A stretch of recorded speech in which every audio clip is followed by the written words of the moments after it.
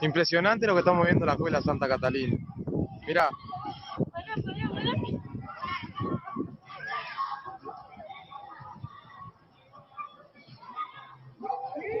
Mirá, Lauricita, le dice que vaya.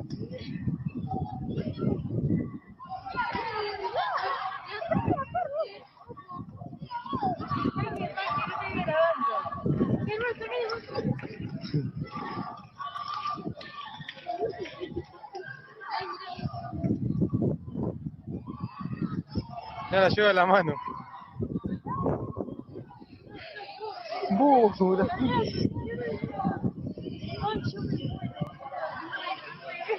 Mirá, mirá.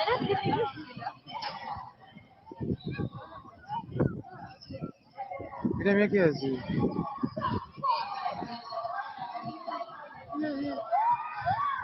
¿Qué hace?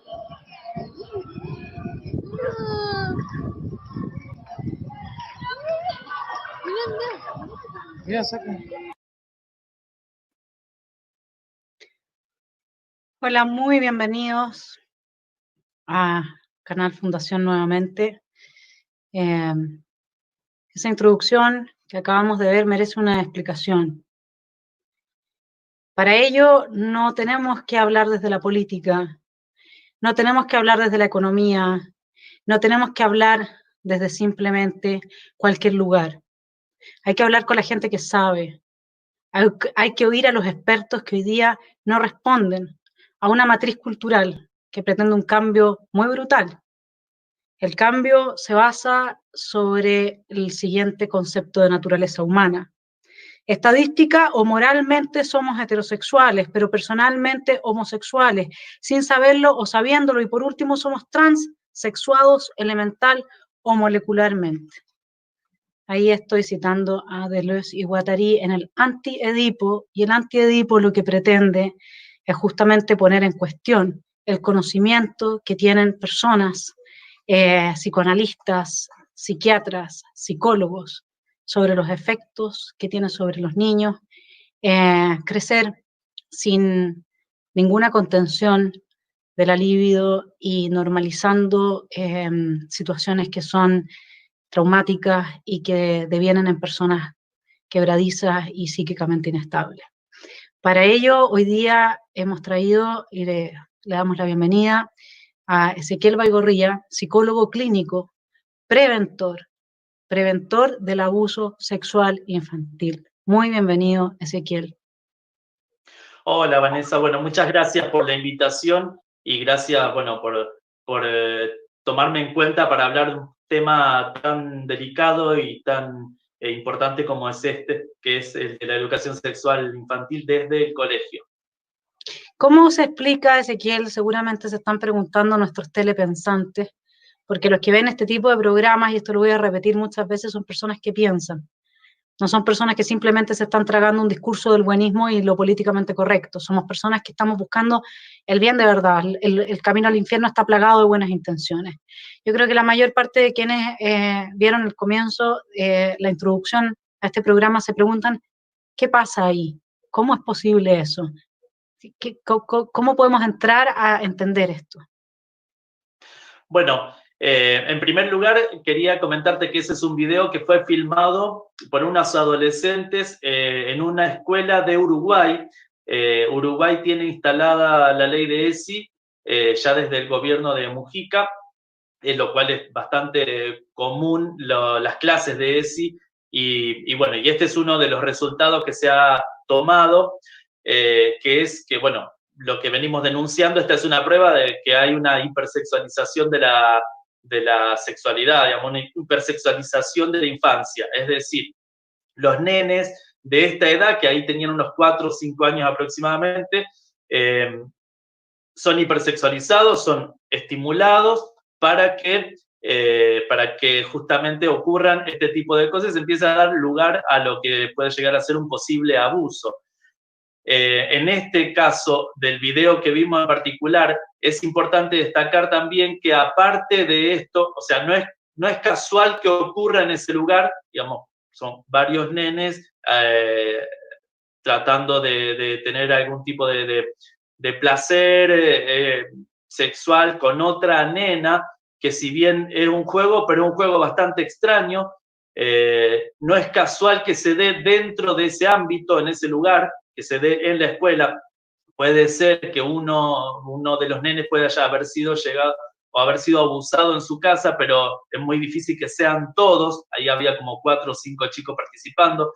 Y por otro lado, tampoco es común que suceda en la escuela. Un dato no menor, y que también es una consecuencia de la ESI, es que el colegio salió a minimizar este hecho, salieron a hablar públicamente y a decir que no había pasado, que no era tan grave, que eran juegos infantiles, que era normal que esto pase, lo cual, bueno, nos alerta mucho más todavía porque justamente es lo que nosotros venimos denunciando, que la ESI habilita que estas cosas pasen, estimula a los nenes para que sucedan este tipo de hechos y que aparte lo naturaliza, porque la escuela en ningún momento pensó que esto era grave, sino que al contrario, lo minimizó y dijo que era algo natural en nenes de esa edad, cosa que no lo es. ¿Por qué no lo es, Ezequiel? ¿Por qué tendría alguien que, porque parece que estamos perdiendo más o menos todas las contenciones mentales y como escuché hoy día, alguien dijo que la modernidad tiene ideas que se han vuelto locas. Entonces hay gente que va a decir, no, la sexualidad, sobre todo la gente que piensa o que hace la lectura de la guagua como este ser polimórficamente perverso, del que habla Freud, capaz de sentir eros en cualquier parte de su cuerpo. Entonces, en el fondo, nosotros tendríamos, al revés de lo que estás planteando tú, desde una lectura deconstruccionista, nosotros seríamos esa transexualidad que yo cité al comienzo de la obra, ¿no es cierto? Y estaríamos permanentemente conectados a la libido, y si no lo somos, es producto de estructuras familiares y sociales que son las que en el fondo nos desnaturalizan y nos destruyen. A ver, el niño es la sexualidad infantil, Freud dice sexual, es perversa y polimorfa, porque toma diferentes formas y porque hay una desviación del objeto y de la meta sexual en sí, todo lo que, para Freud, todo lo que sea desviación de la meta sexual es el coito, la reproducción, o por lo menos el acto sexual del coito en sí. Todo lo que sea una desviación, lo que sea un acto sexual que no llega al coito en sí, hay una desviación de la meta, entonces es una perversión. Para Freud, la sexualidad infantil es perversa porque nunca va a apuntar como meta o como finalidad el coito, porque lo desconoce, siempre y cuando no haya alguien que hay una irrupción de la sexualidad adulta en el niño, lo cual ya es considerado un abuso. Es decir, decirle algo a que el nene no está en condición o no hubiera descubierto en su normal desarrollo por sus propios medios. Entonces, cuando Freud dice que la sexualidad infantil es perversa y polimorfa, no significa que siempre deba quedarse así, tampoco en ningún momento da una pauta de que esto sea la panacea, el lugar a buscar, sino que por el contrario empieza a ocurrir la represión, las inhibiciones, que depende del cauce que esto toma, puede llegar a empezar a tener algún síntoma de neurosis en la persona, en el adolescente, en el adulto, a medida que va creciendo, por la finalidad o por el lugar que se le ha dado, pero esto no significa que en sí esté mal, sino por el contrario, la represión tiene una función fundamental en la teoría psicoanalítica, que es que cuando uno reprime empieza a prohibir cosas que no son saludables o que van a tener consecuencias para la persona devastadoras y consecuencias para el prójimo. Por ejemplo, la primera prohibición es la prohibición del incesto. Sería la matriz de todas las prohibiciones, lo cual tiene una función habilitadora. ¿Por qué? Porque la madre es la única mujer que está prohibida, y en todo caso se traslada a las hermanas y familiares, pero la madre está prohibida para el hombre, para el hijo, pero a su vez habilita a todas las demás mujeres para que puedan llegar a casarse con él.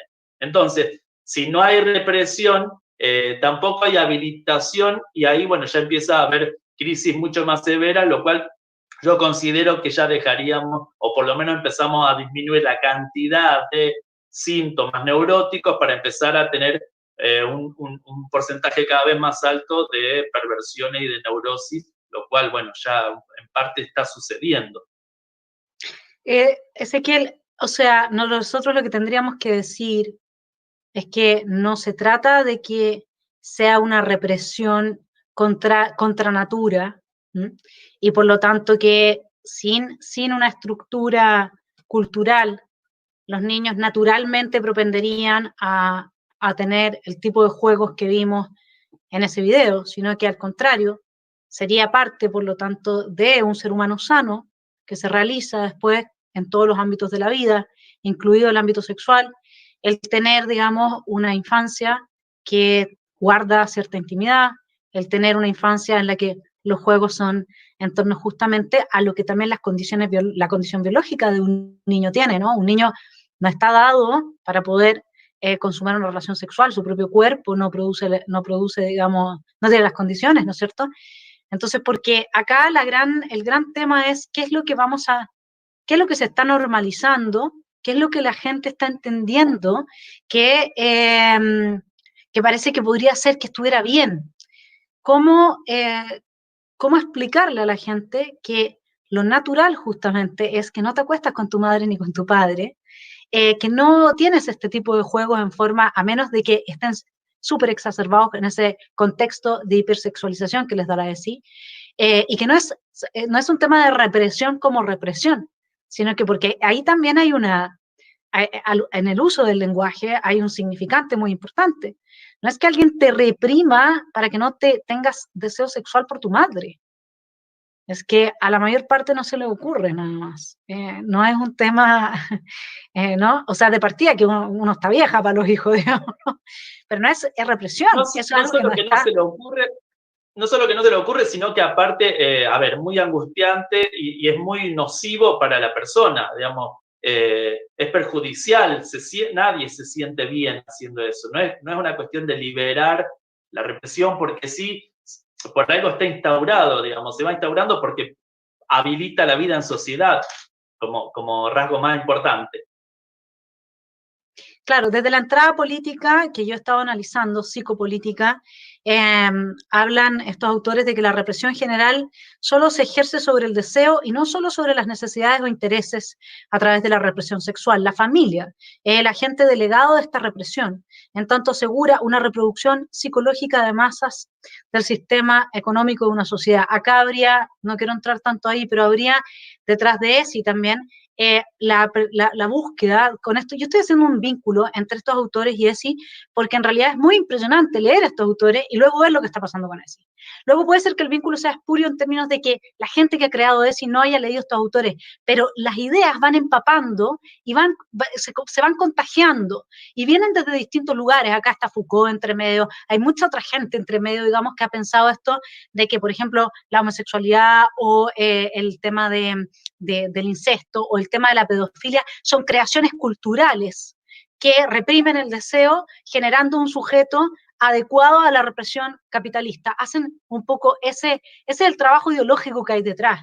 Sin embargo, ¿qué pasa con la persona, Ezequiel, para que le expliques a nuestros telepensantes, qué pasa con la persona que vive en una situación en la que desde muy niño se colectiviza su experiencia sexual y por lo tanto se le niega el derecho a su intimidad?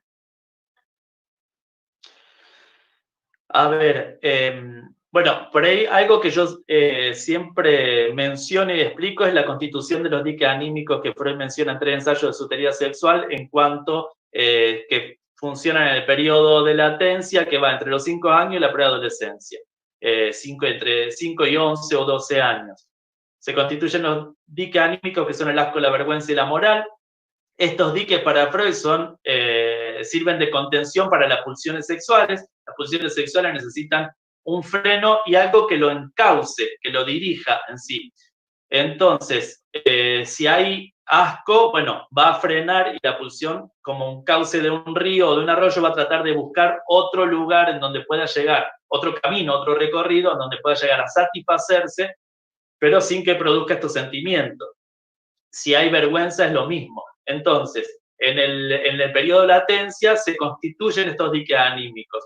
Esto, si hay una vida donde no hay privacidad y no hay resguardo de la privacidad, donde hay una estimulación erógena que, a ver, que está al acceso de mucha gente, no en lo privado, y no, a ver, y con más de una persona estimulándolo, por ejemplo, bueno, va a hacer que la vergüenza disminuya, se pierda o directamente no se constituya. También va a suceder lo mismo con el asco. En sí, se va a empezar a perder el asco, lo cual, bueno, es gravísimo porque primero es un indicador de abuso sexual. Por ejemplo, un nene cuando puede llegar a contar que algo le da asco, para aquellos que estamos entrenados en esto, sabemos que ahí hay que indagar porque algo pasó. Para que el nene le dé asco, bueno, fue una actitud que a lo mejor no era, él no puede poner en palabras, pero ya con que diga que le dio asco es suficiente para que yo sepa que algo hubo en donde yo tengo que indagar en ese lugar. Por otro lado, también le permite poner un freno al nene porque si está en una situación donde hay un posible abuso o un abusador, no sé, se baja el pantalón delante de él, un exhibicionista le muestra los genitales, el nene va a tener asco, le va a producir rechazo y ya eso solamente va a hacer que el nene por ahí salga de una situación y no caiga en la trampa. Ahora, hay una diferencia en el desarrollo biológico y el desarrollo psicológico, ¿no? Un nene un adolescente de 14 años puede medir 1,70 m, estar en perfecta, o sea, poder manejar un auto porque llega a los pedales, porque puede sentarse al volante, porque le da la altura, el físico, pero eso no significa que esté en condiciones psicológicas para llevar adelante semejante responsabilidad, ¿no? Lo mismo en la sexualidad. Un nene, una nena de 12, de 14, que tenga un cuerpo desarrollado, no significa que psicológicamente esté preparado para entablar una relación, menos una relación con un adulto, menos una relación con consentimiento o dar el consentimiento para una relación. Entonces estas cosas cuando se empiezan a desdibujar estos límites, acá empezamos a tener este tipo de problemas y bueno, y es justamente lo que la ESI en ningún momento aclara o deja en claro o no tiene ningún límite o impedimento para que esto ocurra y este es uno de los grandes cuestionamientos. Sí, ahí me gustaría que le explicaras también cómo la ESI, en la medida en que a estas contenciones que son el asco, la moral, ¿no es cierto? ¿Y cuál es la tercera que decías tú? La vergüenza. Y la vergüenza, en la medida en que nosotros privamos a los niños de esas contenciones, los hacemos más posibles víctimas del abuso sexual de adultos. Totalmente, claro, queda vulnerado o más vulnerable a eso. No solamente que queda como posibles víctimas, sino que también empieza, o sea, queda vulnerable.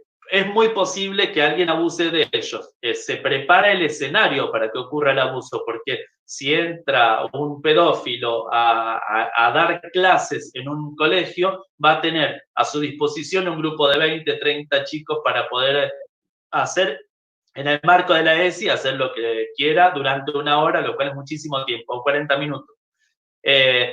Por otro lado, también lo deja vulnerable para más adelante, no solamente que no impide el abuso, no detecta los abusos sexuales, sino que por otro lado, ¿qué se puede llegar a esperar de una generación de chicos que creció con una educación sexual integral como esta, digamos, donde todo tipo de parafilias y perversiones se enseñan como algo natural, incluso como una meta a alcanzar, se esfuerza en algunos casos a que los nenes acepten esto, y bueno, por otro lado se va naturalizando tanto que de alguna manera yo creo que esto haría que aumenten los abusos sexuales no solamente por los nenes vulnerados, sino que estos mismos nenes cuando crecen van a ir aceptándolo como tener relaciones con un nene menor como algo normal.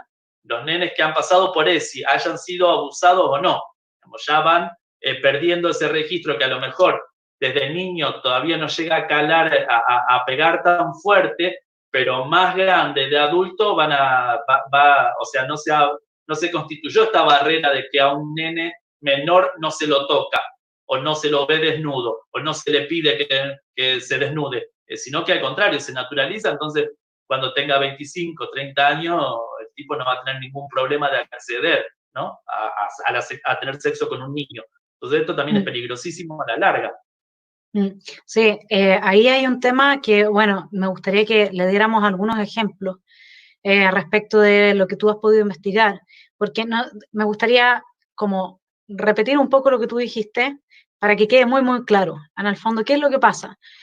Cuando Ezequiel, que es un psicólogo clínico, experto en prevención de abuso infantil, se encuentra con un niño que ha sido abusado, Ezequiel ve que ese niño ha sido abusado sin que él ni siquiera lo reconozca. Muchas veces esto queda en el plano del trauma y por lo tanto el niño puede ni siquiera acordarse de que ha sido abusado. Pero Ezequiel ve que ha sido abusado, tú me corriges, Ezequiel, si es que yo me falta algo o me equivoco en algo.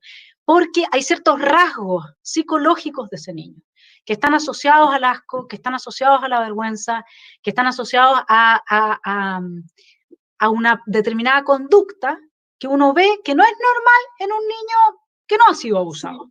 Igualmente más simple que eso, con que el nene, porque acá en Argentina se toma como principal indicador de abuso la palabra del niño, y en realidad es importantísimo, porque un nene jamás intentaría una cosa así. Entonces ya con el hecho de que el nene diga, estuve en un lugar, o estuve en la clase, o estuve a solas con, no sé, o alguien me encerró, estuve a solas con un adulto y a mí me dio asco. Ya eso, con que diga me dio asco, ya es un indicador para mí. Entonces después indago a ver si realmente hubo un abuso o no pasó nada y le dio asco por otra cosa. Pero para mí ya es una señal de alarma, con que lo diga solamente. Y ese es el asco que se borra cuando suceden cosas como, que es lo que nos llevó a ponerle el título a este programa, el horror de la implementación de la ESI en Argentina, porque han pasado una serie de casos que me gustaría se los pudiese contar aquí a quienes nos están viendo, para que sepan cómo se implementa esto. Es decir, esto no es solamente porque alguien podría decir, ya, pero no estoy entendiendo. El punto es cómo se hacen las clases también, ¿no? Bueno, las clases, o sea, fue la manera en que nosotros llegamos a indagar ESI cuando empezaron a ocurrir abusos dentro de las clases, y a mí me empiezan a llegar denuncias de abuso y pedidos para hacer pericias y análisis de nenes. Uno de los primeros que me llega en un jardín de infantes, 40 chicos, jardín de infantes de la provincia de Buenos Aires, 40 nenes, que el profesor de música en la clase de ESI se había bajado el pantalón, le había mostrado sus genitales, sus miembros a los nenes lo encuentran en la casa, 40 nenes coincidían en el relato, en cada uno de su hogar por separado. Las madres, asustadas, empiezan a llamar por teléfono entre ellas diciendo, mirá, mi hijo me contó esto, la otra, sí, a mí me dijo lo mismo, y coincidían los relatos, 40 chicos. Ese fue un caso, uno de los primeros. Y ahí empezamos a investigar, claro, se repetían. Las personas que daban las clases de ESI eran, por ejemplo, miembros del lobby LGTB, sin ninguna formación académica. O sea, no son pedagogos, expertos ni siquiera docentes, ni siquiera personal, a ver, es gente que viene de afuera, colectivo de Ni Una Menos, colectivos feministas, colectivos trans, agrupaciones feministas, vienen y dan las clases de ESI, trabajadoras sociales, travestis, por el solo hecho de ser travesti. Yo tuve un debate con una persona que había dado clase de ESI, que había cometido excesos, como por ejemplo, tenía una vagina gigante en donde a los nenes le hacía tirar pelota para meterla adentro. Esa era una clase de ESI. Otra clase era un pene también grande, de madera, y les enseñaba a poner el profiláctico. O sea, son todas cosas totalmente explícitas. No van a la sexualidad, van al sexo directamente. O sea, no hay algo simbólico acá. Esto es todo directamente a lo real, a la estimulación. Bueno, el que daba esta clase de ESI era un estudiante de cine, por ejemplo. No era alguien que había ni formación pedagógica, ni formación en psicología, ni formación en sexualidad infantil. No tenía ninguna formación académica de nada. El único mérito era ser miembro del lobby LGTB y ser homosexual y contar su experiencia. Bueno, de ahí hasta la más grave de todas, que tengo el video de la entrevista de la madre de este chico cuando descubren que el nene le cuenta, de un travesti que mostraba los pechos, después se sacó el calzoncillo, se puso el calzoncillo en la cabeza, hizo como una fiesta, bailaba desnudo delante de los chicos, hizo desnudar a todos los nenes de 5 años de un jardín de infantes de Tigre de la provincia de Buenos Aires. Terrible la situación. Estas son las clases de ESI que están dando en Argentina. En Uruguay, no sé, me dijeron que había algunos desmanes también. En México también, y tenemos un ejemplo. En fin, este tipo de cosas. Y también estas cosas suceden en las clases de los docentes. Por ejemplo, en Tucumán, en la provincia de Tucumán, en Argentina, enseñaban a tener sexo oral con una mujer con profiláctico, entonces les explicaban cómo usar el profiláctico, cómo usar como barrera para tener sexo oral igual, pero todo totalmente explícito, clases prácticas. Bueno, así como esto, muchísimos casos. Empiezan a aparecer estos casos, empezamos a investigar, a desandar todo el camino hasta que nos encontramos con una ley de ESI que es nefasta, que no tenía ninguna limitación, ningún impedimento, ni había preveído, digamos, de que esto pueda llegar a pasar, y bueno, y ahí nos encontramos con que ya era demasiado tarde. Había sido aprobada en el 2006 acá en Argentina y bueno, ya está como muy avanzado. Nos ha salvado la cuarentena, que los padres estaban asustadísimos, y bueno, cuando empezó todo esto del coronavirus, gracias a Dios, bueno, los chicos no fueron a la escuela, se quedaron en la casa y se libraron de todo esto, pero en este año 2020 iba a venir mucho peor. Pero el 2019 fue terrible, el 2018 también, en cuanto a la cantidad de abusos y denuncias que hemos tenido. A mí me gustaría, a propósito de eso, que viéramos un video ahora con el testimonio de una joven. Y cuando tú me hablas de que hay agrupaciones feministas detrás de esto, yo no lo puedo creer. O sea, en Chile se hizo un tremendo escándalo todo el año pasado, antepasado, porque si alguien llegaba y te decía, mi hijita rica en la calle, reina, mi reina tan exquisita que se ve, cualquier cosa, rasgaban de vestiduras, era ya, pero nada peor que incluso al pobre señor que le ofreció verduritas para mantener su figura en la comuna de Las Condes a una joven que fue él demandado, ¿no es cierto? Y entonces llegó Carabineros de la municipalidad a cobrarle la multa, solamente por decirle para que mantenga su figura. Ahora yo quiero que ustedes vean cómo se han vuelto locas las ideas en este mundo que vivimos a través del testimonio de esta niña. Bueno, yo estoy en el colegio La P36. Tenemos algunos talleres que van algunas personas, nos hagan en horario de curso, ¿no? De tareas.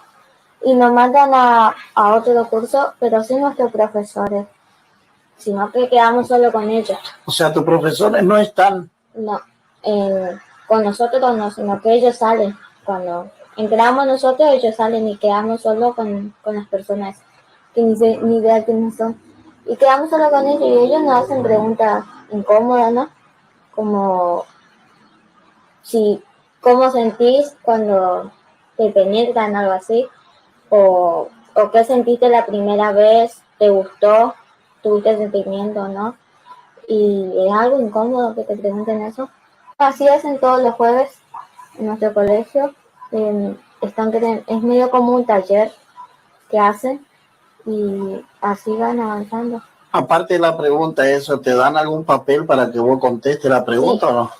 Sí, nos dan papel así, son como 7 preguntas o 8 por ahí, que te dicen, o si no, a veces te muestran video también para en base al video que vos contestes la pregunta.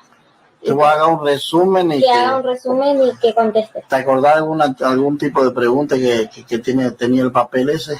Sí, ¿qué sentiste la primera vez? ¿Te gustó?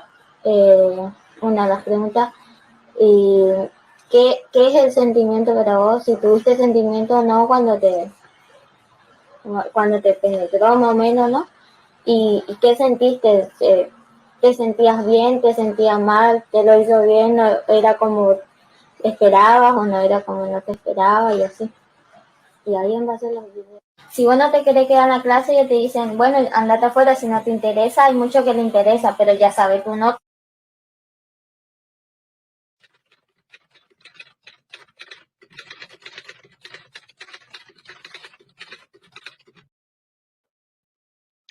Bueno, el testimonio de la niña muestra cómo esa naturaleza humana a resguardar lo suyo, lo propio, ¿no? Tu intimidad, a que no entre cualquiera a ciertos espacios. Eso es algo que los liberales siempre hemos defendido, la vida privada, íntima, la vida familiar, de la injerencia política. Acá el problema desde la perspectiva liberal sobre todas las cosas es que se instala un brazo del Estado bajo un supuesto buenismo, porque los propósitos de la ESI son 3, ¿no? Prevenir el embarazo adolescente, prevenir enfermedades, digamos, venéreas, que son propias de transmisión digamos, sexual. Claro, de transmisión sexual, y evitar la pedofilia, justamente, evitar los abusos. Entonces, es muy impresionante porque acá hay algo orwelliano en todo esto. Cuando uno lee a George Orwell en 1984, el Ministerio de la Verdad lo que producía era mentira. El Ministerio de la Paz lo que hacía era la guerra. Y el Ministerio del Amor lo que hacía era torturar. Entonces, cuando uno ve que se abre espacio para esto y que, en suma, la intimidad, el niño pierde su derecho a la intimidad. Estos son niños que tienen que colectivizar su experiencia íntima.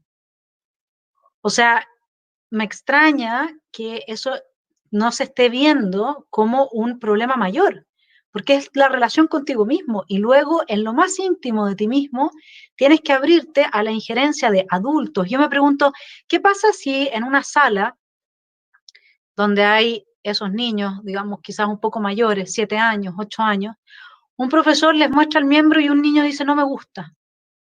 Así como esa niñita decía, ya sabes tu nota. ¿Qué pasa en esos casos? O sea, ¿quién protege a esos niños? Bueno, la verdad que es impactante escuchar a esta nena hablar y contar en primera persona, sobre todo una situación así tan desagradable. Es impactante ver la vulnerabilidad en la que están expuestas los chicos sin ninguna protección, sino que al contrario, se presenta en un momento, una situación en la que quedan expuestas ante alguien desconocido, hasta es ajeno a la escuela, como veníamos diciendo recién, ni siquiera es personal docente, y hasta los amenaza, como vos mencionabas recién, porque le dice, o sea, si querés aprobar vas a tener que quedarte y soportar esto, y es algo que va más allá de lo intelectual y de lo teórico, del conocimiento teórico, sino que en realidad ahí ya hay algo que yo puedo por lo menos sospechar de que hay un goce perverso en la persona que va a dar la clase, porque qué necesidad tiene de ir a hablar esto delante de nenes que no conoce y hacer lo que está haciendo, digamos, estimularlo sexualmente, hablar de sexualidad explícita en un ámbito en donde no le pertenece, no le corresponde, no tiene nada que hacer ahí. Así que, por otro lado, bueno, es esto que decía recién, también es sexualidad explícita, no está hablando de sexualidad o de género o de rol de género, como se dice ahora, o del rol que le ocupa a la mujer, al hombre, sino que está hablando directamente de las relaciones sexuales a nenes preadolescentes, donde la mayoría no han tenido relaciones sexuales de esa edad. Era una nena que no tendría 14 años. O sea, bueno, no tiene ningún sentido. A mí solamente me hace sospechar de aquel que va a dar clase de esto, cuáles son las intenciones y si es que no está buscando tener otra satisfacción más allá de solamente de lo pedagógico, lo cual dudo mucho que sea pedagógico.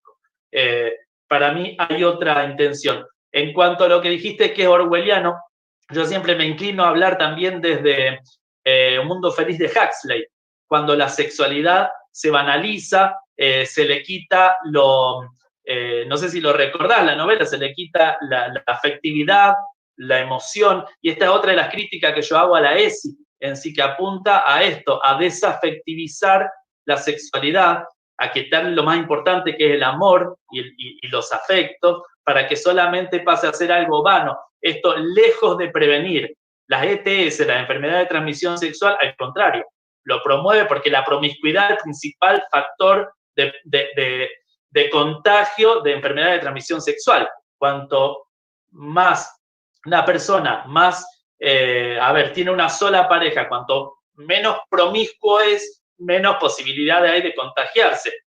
Pero acá se estimula y se promueve la promiscuidad más precisamente en los adolescentes, digamos, porque la sexualidad en la infancia, las clases de ESI son hipersexualizadas y los adolescentes tienden a quitar todo tipo de barrera y de límite, no solamente los límites, sino también justamente para promover y provocar esto de que haya una promiscuidad sexual como natural, normal, y sin ningún tipo de angustia o de culpa o de cargo de conciencia, sino que sea la sexualidad sin afecto y sin emoción. Yo lo veo siempre como algo más similar a Un Mundo Feliz de Huxley también. O sea, una combinación de los dos, pero bueno, también es material de análisis. Lo que pasa es que es muy importante destruir los afectos. Tú sabes que durante la Revolución Cultural en China se prohibieron todas las manifestaciones artísticas que hablaran del amor. El sujeto que no tiene lazos afectivos es un sujeto que queda absolutamente desnudo frente al Estado y el Estado puede manipularlo como quiera. Donde las personas le ponen un límite al Estado es porque tienen algo que defender. Claro, el liberal va a decir, voy a defenderme como individuo. Sí, pero este es un individuo que se formó en un contexto que le permitió desarrollar su individualidad. Y ese contexto es la sociedad, es la familia. Esencialmente, y con esto yo como liberal, yo no tengo, digamos, creo que las familias pueden tener distintas formas. Hay una familia que es espiritual, hay otra familia que es carnal, hay gente que nace y sus padres nunca se hicieron cargo y luego a otras personas que ocupan el lugar de sus padres, pero lo que sí está clarísimo es que la persona humana requiere de los afectos para aprender a oponer resistencia al daño de un tercero, quererse a uno mismo. Cuando uno dice, me asco, yo no quiero ver esto no me lo van a hacer a mí, es porque de alguna forma tengo un principio de autorrespeto sobre la base de sensaciones, convicciones, ideas, lo que sea. Entonces, ¿qué va pasando cuando tú colectivizas a este individuo? Le quitas su estructura familiar, le quitas la distancia entre el adulto y el niño. Porque si hubieran dos niños que jugaron en algún momento digamos, a experimentar con sus genitales o lo que sea, uno dice, bueno, pasa eso también es parte de la vida, digamos, ¿no? Pero eso es muy distinto cuando viene un adulto. O sea, un niño hasta la ESI crecía en Argentina o crecía en Chile sabiendo que no tenía por qué verle los genitales a un adulto. Y con eso, apenas un adulto mostraba sus genitales, el niño sabía, acá hay algo anormal, algo fuera de lo común, algo que no está legitimado por la sociedad. Y era agente de denuncia. Pero ¿qué pasa si todos los días viene un profesor, o no todos los días, una vez a la semana en tu taller, y te muestra el miembro, y viene la otra profesora y te muestra la otra cosa, y el otro? Cuando te pase con un pedófilo, no vas a saberlo distinguir. O sea, yo crecí con esa regla que le puse a mis hijos, a ti nadie te toca, nadie. A ti nadie te ve desnudo, solamente tus padres, nadie más. Esa es la primera protección. Ahora, ¿qué pasa con la ESI? ¿Cómo respeta la ESI a las familias que tienen convicciones religiosas? Bueno, hay un doble ataque. Primero a la familia en sí, como concepto, porque hay una finalidad, o por lo menos el lugar en donde ha sido más avanzado, que es una buena práctica de realizar, ver qué pasó en otros países donde ya se implementó y para saber qué es lo que puede llegar a pasar en Chile si se aplica esta misma ley. Es como el socialismo. Acá en Argentina, imagino que allá también hay muchos venezolanos que han sido exiliados o se han ido de su país porque no podían estar. Con todos los venezolanos que yo hablé me dicen, a nosotros nos decían, en Cuba estaban haciendo exactamente igual y nosotros no escuchamos. Llegó un momento que ya no se podía hacer nada, nos tuvimos que ir del país. Ahora en Argentina está pasando lo mismo que nos pasaba a nosotros en Venezuela hace unos años atrás. Entonces, presten atención, nos dicen. Lo mismo sucede con la ley de ESI. si en otros países se aplicó y tuvo el mismo idéntico resultado en España, en Canadá, en Francia, en Argentina, ¿qué indica que en Chile pueda llegar a ser diferente? No hay nada que indique eso.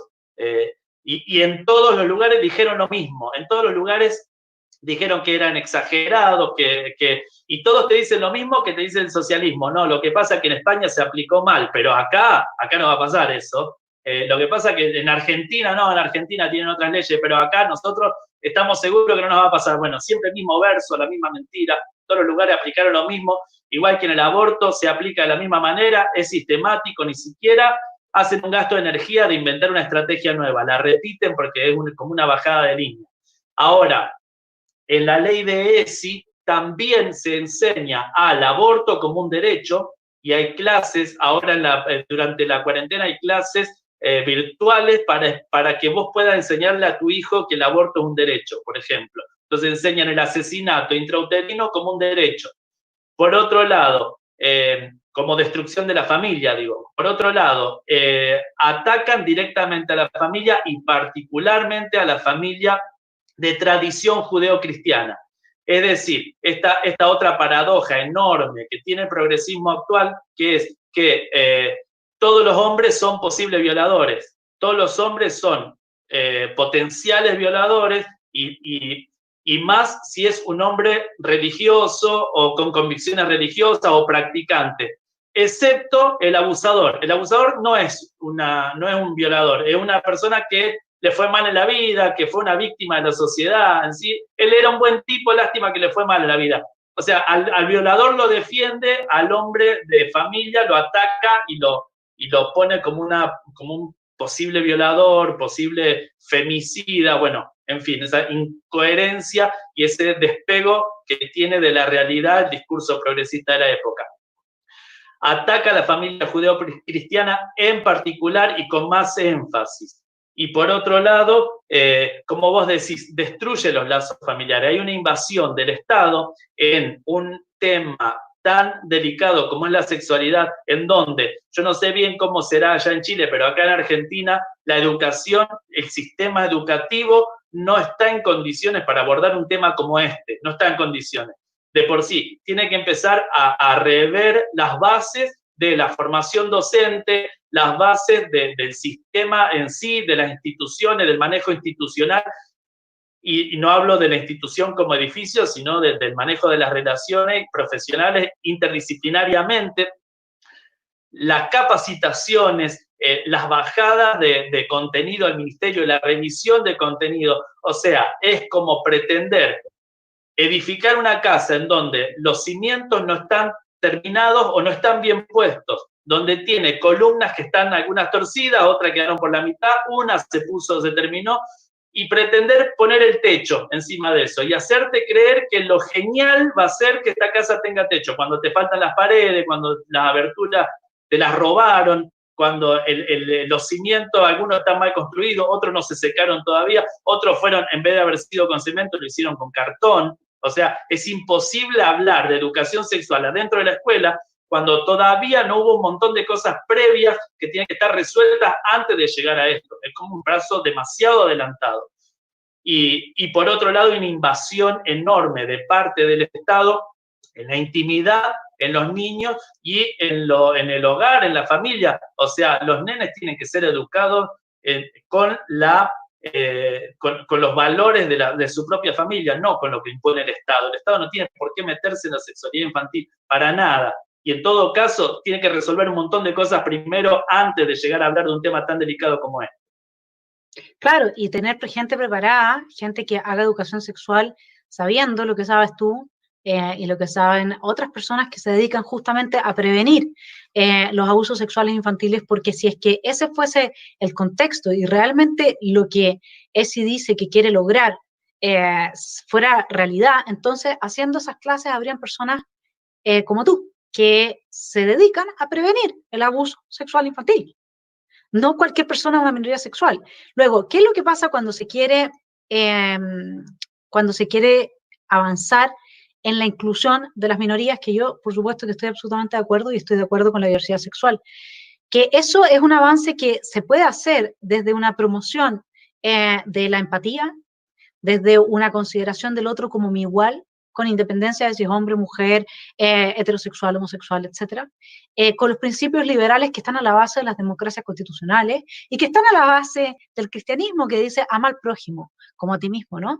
Entonces, no tendría por qué, ni siquiera en el propio contexto cristiano occidental, haber ese tipo de discriminaciones que ahora el Estado, usando su brazo coercitivo, pretende corregir generando un tremendo daño, y digo, pretende corregir todavía en el imaginario de que esto no responda a un avance ideológico importante de un cierto, digamos, de una psiquiatría materialista que concibe la naturaleza humana como la leí, no sé si lo leí al principio, en que somos, creo que sí, en que somos en el fondo resultado, no, creo que no lo leí, somos simplemente resultado de una estadística, nosotros somos todos, este es el imaginario que está a la base de la concepción del humano, que habría que recuperar de las intervenciones culturales nefastas. Todos nosotros seríamos, por naturaleza, transexuales, y luego solo estadísticamente tú serías hombre y yo sería mujer. El resto sería constructo. Entonces, para volver al humano, que realmente tiene todo su potencial, devolverle el deseo propio al humano, porque según estos señores, en lo que tú deseas no es lo que tú deseas. Siempre se meten en siempre se meten a tratar de convencerte de la falsa conciencia. Entonces, si es que no hubiese todo ese sustrato ideológico, que yo lo veo político muy fuerte, promotor de un tipo de vida, el tipo de vida de aquel que fluye, que es un simple líquido, digamos, que no tiene una identidad, que por lo tanto no opone resistencia al Estado. Y ese es el tema. El tema es, si no hubiese eso detrás, entonces estarían contratando a gente especialista en prevención de abuso infantil para llevar a cabo un plan de educación sexual integral. Luego, eso no es lo que se está haciendo. Se está trayendo a gente que tiene en su legítimo derecho a vivir su vida como quiera, pero que constituye minorías sexuales para tratar de enseñar, ¿sí? Para enseñar hay que tener cierta pedagogía. O sea, hasta nosotros como padres nos cuesta enseñar a nuestros hijos y es parte de nuestro aprendizaje. ¿Cómo va a venir gente así sin ninguna preparación? Entonces, yo francamente creo que en su máxima expresión, creo que de esto ha llegado en Canadá, ¿no? En Canadá, donde la ley 89 permite al gobierno sacar a los niños de su hogar si sus padres se oponen a la ideología de género. Según esta ley, la orientación sexual y la identidad de género son causal para que los padres pierdan la patria potestad. Esta ley también establece que las agencias gubernamentales prohíban a parejas con convicciones contrarias a los derechos LGTB el adoptar niños. En la ley 28 eliminó los términos madre y padre y permite acuerdos previos a la concepción para que 4 personas no relacionadas y no casadas se conviertan en padres simultáneos de la criatura.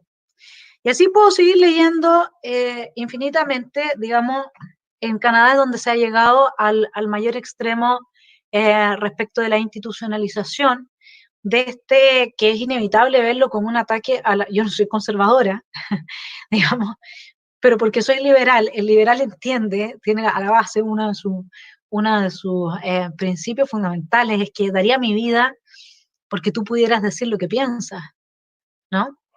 Entonces, yo no puedo, como liberal, decir, qué bueno, con esta ley se destruye a los conservadores, pero sí, lo que el liberal hace es respetar los distintos tipos de vida y promover desde el aparato coercitivo del Estado un sistema de educación sexual integral que lo que hace es desintegrar al individuo. Debiese de preocuparnos a todos los que no tenemos una estructura ideológica con un fin que es el Estado total, porque el Estado que se mete en tu familia, en tu educación, en tu cama, eso se llama totalitarismo. Así que a todos debiera de preocuparnos, ¿no?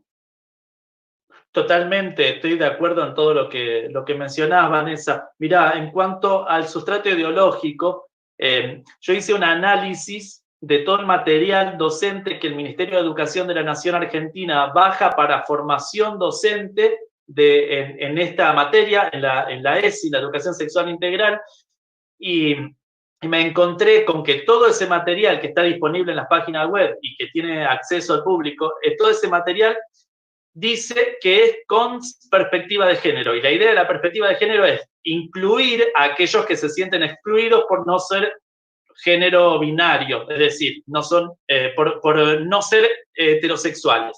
Todo lo que no sea heterosexual está excluido, entonces la idea es incluirlo para que no se sientan mal, lo cual es una excusa lamentable. ¿Por qué? Porque entonces con ese criterio, a ver, los que usaban lentes cuando iban a la escuela primaria porque sufrían bullying, tendría que hacerle algo para la gente que usó lentes. Yo fui a una escuela primaria en un pueblo de 1000 habitantes, en donde era el único que no jugaba al fútbol y me hacían bullying por eso. En fin, no tiene sentido buscar complacer a todos.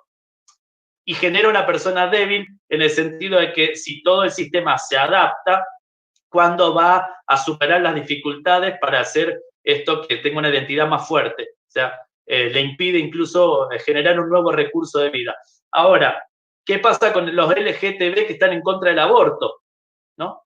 Las marchas del orgullo sexual, de la marcha por el orgullo de gay, fueron chicos LGTB con las banderas multicolor y con el pañuelo celeste porque están en contra del aborto y lo mataron a palo, le pegaron una paliza. Entonces, si vos sos, ellos defienden a los homosexuales que hacen lobby, pero el homosexual que no está de acuerdo con esta ideología o que sigue siendo homosexual, que no está, o sea, pertenece a la comunidad, pero si vos no estás de acuerdo con todo esto, les pegan una paliza, son sumamente violentos y están de acuerdo, o sea, se habla de promover el cambio de sexo a aquel que no está conforme con su sexo. Pero ¿qué pasa cuando una persona homosexual decide volver a la heterosexualidad? Bueno, sufre mucho más bullying que el que ellos dicen que podía haber padecido siendo homosexual, son amenazados, son perseguidos, tal cual una mafia, en fin. Entonces todo este relato se cae en los hechos y en la práctica. Y como te decía, analicé todo este material y no encontré otra perspectiva más que la perspectiva de género, lo cual me lleva a la conclusión de que en realidad esto es un espacio de adoctrinamiento ideológico, porque solamente se impone esta perspectiva como única valedera, o sea, una perspectiva de un punto de vista. Un punto de vista puede ser, no solamente puede ser el punto de vista de género, el psicológico, el médico, el jurídico, el biológico, etcétera. O sea, hay muchos puntos de vista. Eso sería integral. Acá aborda únicamente la perspectiva de género, todo el material está basado en eso, nada más, exclusivamente, lo cual lo hace un adoctrinamiento ideológico, no agregar una perspectiva o suplir una falencia, sino que es meterlo de manera forzada. Y me hace acordar a lo que he leído en libros de historia, que el nazismo comenzó así, comenzó siendo optativo en los colegios, después pasó a ser obligatorio y después, como tercera instancia, se perseguía a todo aquel que no lo aceptaba o que pensaba diferente. Sí, y hay una cosa que les voy a aportar a nuestros telepensantes desde Hannah Arendt. ¿Por qué en Hannah Arendt el individuo no tiene que aparecer en la esfera pública desde una identidad que sea corporal, racial, sexual, etcétera? Sino que tú apareces como un ciudadano igualmente libre frente a los demás, sin darle relevancia en tu identidad pública a aspectos que forman parte de tu vida íntima. ¿Y por qué? Esto tiene una razón de ser que es práctica. Cuando uno ve en los campos de concentración de la época nazi, uno ve, ¿no es cierto?, esas rumas de cuerpos, ¿cierto? Rumas de cuerpos, muertos. Gente homogenizada porque los rapaban, los vestían iguales y los tienen igual de hambrientos. Desde la mera identidad corporal, no es posible evitar el mal. Si es que un niño es aceptado desde su riqueza, desde el espacio que se le hace en un colegio o en un establecimiento educacional, porque siendo homosexual toca muy bien un instrumento, o es muy simpático, o tiene una capacidad de empatía especial. Eso hace que haya una recepción muy positiva, y yo no estoy hablando desde la teoría. Fíjate que mis hijos están en un colegio que tiene un alto número de niños con problemas por curso, con problemas, digamos, con lo que hoy día se llaman capacidades diferentes, Y mientras que hay otra gente que le cuesta mucho lidiar porque no los conoce, ¿no? Porque no es tan fácil enfrentarse a un niño que tiene otras capacidades. Mis hijos lo pasan muy bien con ellos, se ríen, son amigos. No hay ninguna discriminación de nada. Y para ellos tampoco hay una discriminación por ser anarcocapitalista y tener un discurso políticamente incorrecto y ser una que le sacan la roncha a todos los profesores. Tampoco hay una discriminación. Hay una integración del valor que tiene cada persona en sí misma, y esa persona tiene un espacio para, si van a tocar todos juntos una canción, tiene el espacio para empezar tocando, porque claro, si lo integras de repente puedes afinar, puede ser un poco más difícil con los demás, pero entonces le das la opción de que ella parta con la introducción. Y así hay formas de integración que van desde el amor, que van desde la afirmación del otro, desde el cariño, el otro genuino, y que hoy día con esta ESI están completamente fuera del marco de discusión. O sea, privar a los niños de su intimidad para transformarlos en sujetos que no tengan una identidad desde la cual puedan discriminar a otros, y colectivizar experiencias que tienen minorías para hacerlas mayoritarias de modo de evitar la discriminación, no es el camino. Nosotros tenemos caminos mucho mejores, porque ese camino no sirve para la contención de un mal político que termina destruyendo la vida de las personas y dañando sus derechos individuales. No sirve. El que sirve es el respeto al prójimo, es el cariño al prójimo, es el abrazo al prójimo, desde todas las cosas positivas que tiene. Entonces yo francamente no veo en esta ESI nada de lo que está viendo la gente que, de nuevo, estamos hablando de la telepensante, la gente que ve televisión nomás, ¿no?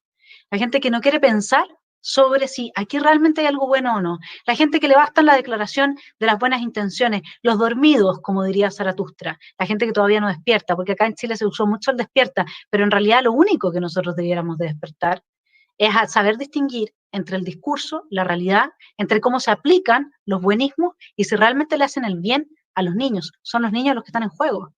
Entonces, yo francamente, no sé, me gustaría que si tú, Ezequiel, pudieses, digamos, mandarle un mensaje a los padres de este país porque yo sé que tú estuviste en el Congreso, además, contar un poco cómo fue esa recepción.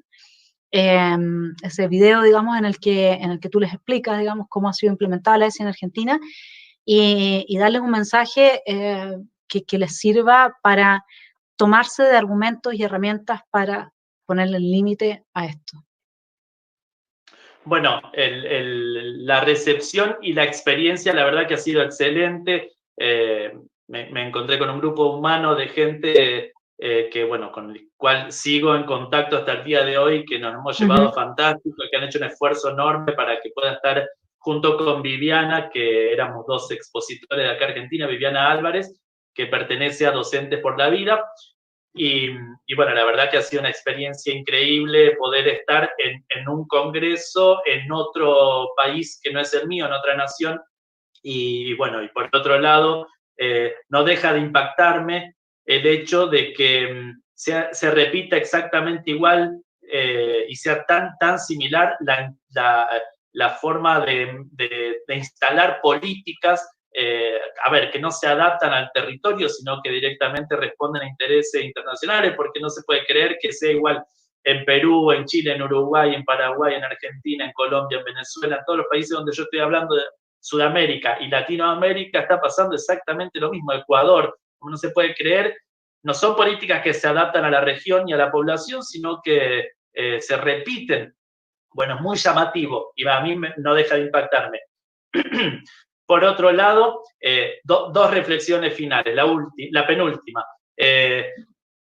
Chicos que vayan a pasar por esta ley, por esta educación sexual integral, en donde todo está permitido, la sexualidad no deja de ser un tabú para pasar a ser algo, un juego más, un entretenimiento más. Bueno, con el aborto legalizado, o chicos que hayan pasado y atravesado la experiencia de aborto, donde yo escribí un artículo analizando el síndrome posaborto y comentando experiencias de pacientes que yo atendí y cosas que investigué en la teoría también.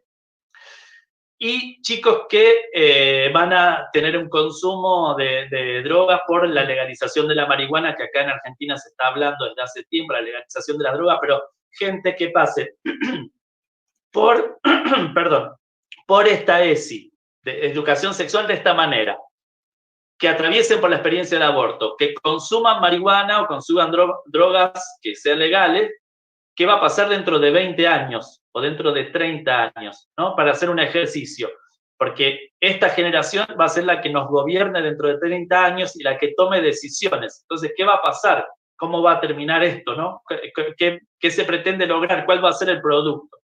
Para pensarlo, un interrogante. Y la segunda reflexión es, los padres tienen que ocupar más tiempo en dedicar a sus hijos, en su casa, en su familia, fortalecer los lazos familiares, fortalecer los lazos con sus hijos, con su matrimonio, entre la pareja. Sí o sí es necesario el mejor método de prevención de abuso sexual, de prevención de suicidio adolescente y de prevención de cualquier otra, caer en adicciones, es justamente el fortalecimiento de los lazos familiares. Contáctense con sus hijos, pasen tiempo con ellos, escúchenlo y sobre todo escuchen su palabra, denle entidad a la palabra del hijo. ¿Qué es lo que tiene que decir tu hijo de vos? No es fácil de soportar, pero hay que animarse, pero hay que hacerlo, es necesario.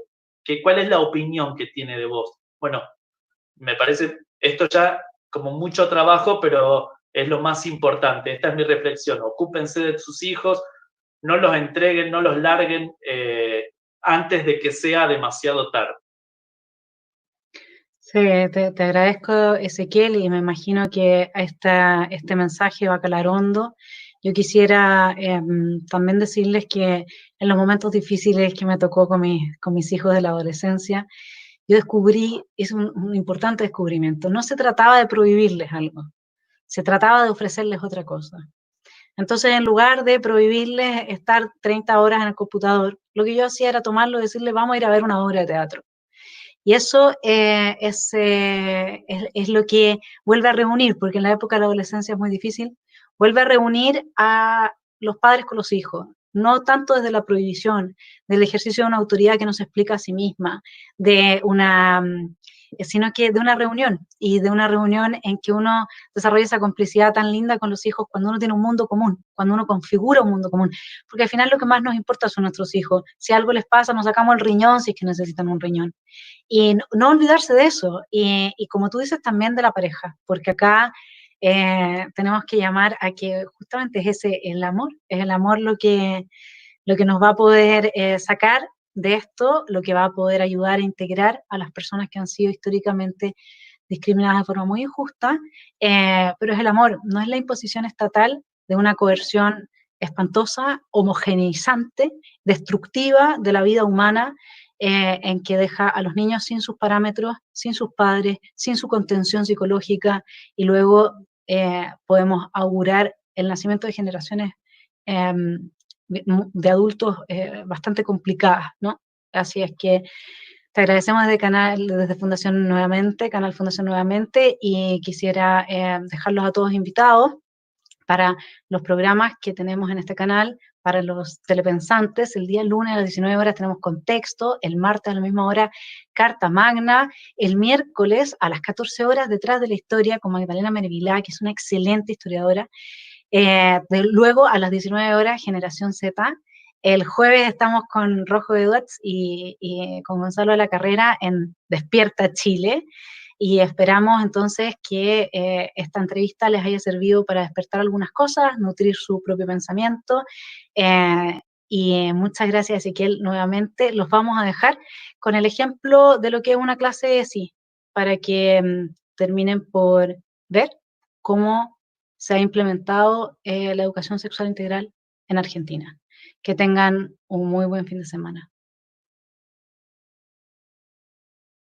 Lo colocan entonces, miren ustedes la visita.